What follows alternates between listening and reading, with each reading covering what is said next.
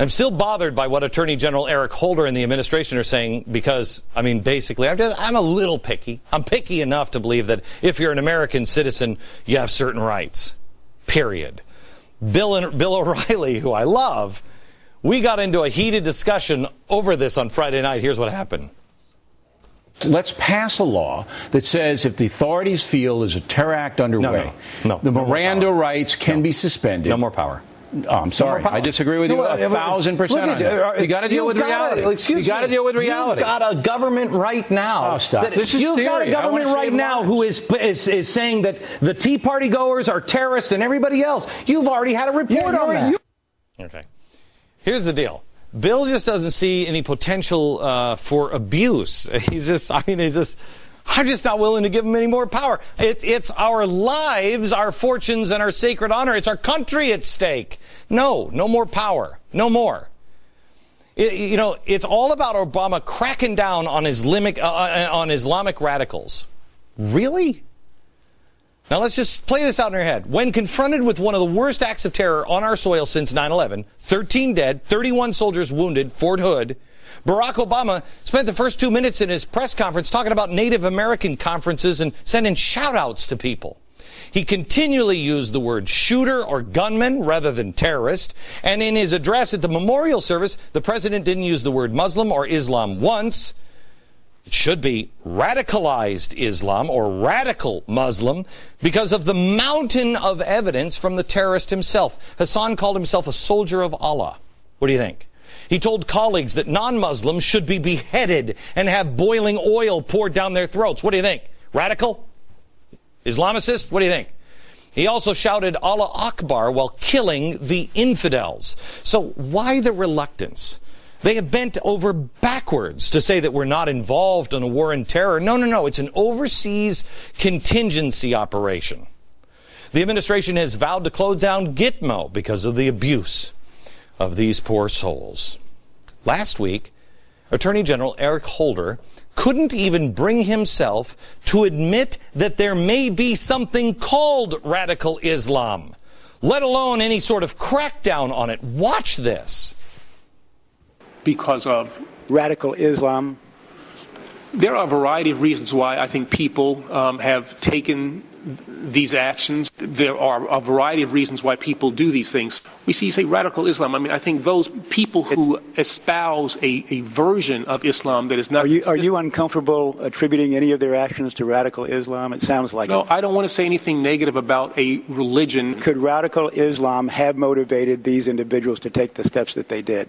I certainly think that it's possible that people who espouse a radical version of Islam have had an ability to have an impact on people like Mr. Shahzad. You got to be kidding me.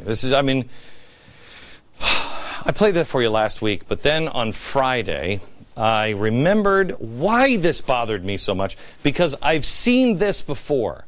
I remembered a tape of David Horowitz recently at the University of California, San Diego, with a member of the Muslim Student Alliance. Look at this. Will you condemn Hamas here and now? I'm sorry, what? Will you condemn Hamas? Would I condemn Hamas? As a terrorist organization, genocidal organization. Are you asking me to put myself on a cross?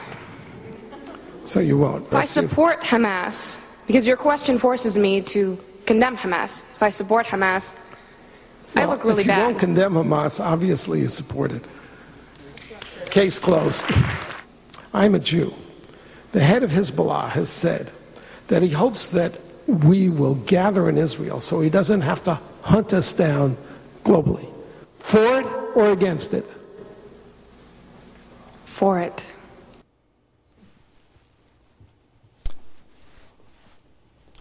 I'm not comparing their sensibilities or ideology, but the tactic seems unavoidably similar, doesn't it?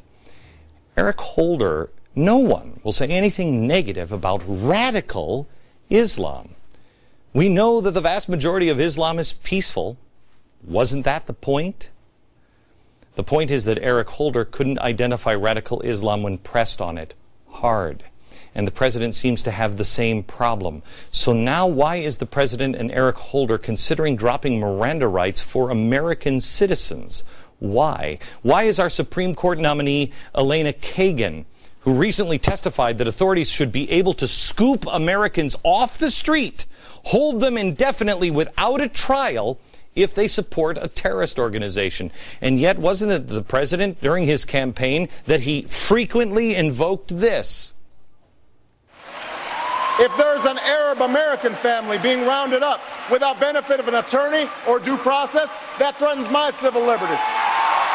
Okay, but now it doesn't all of a sudden.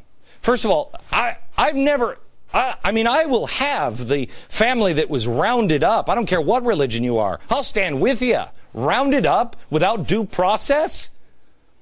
But for some reason, he was extremely concerned about it then. What happened to due process now with all of the people in your organization?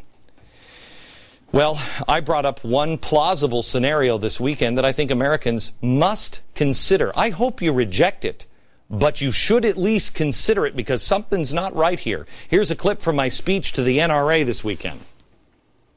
God forbid there's another Timothy McVeigh. And God forbid that guy has in his wallet an NRA card. Now, have you donated to the NRA? I have. Have you? If they find that, could they make the case that this is a terrorist organization? And that you are funding a terrorist organization? I know they damn well try with me. And suspend my right to a fair trial? Hell no! Something isn't right here. Again, I start right where I end where we started. Nothing is what it seems to be. Watch the other hand. Be careful of what you wish for. The terrorist in question, in an out-of-control government, in an out-of-control situation, might just be you. Right back.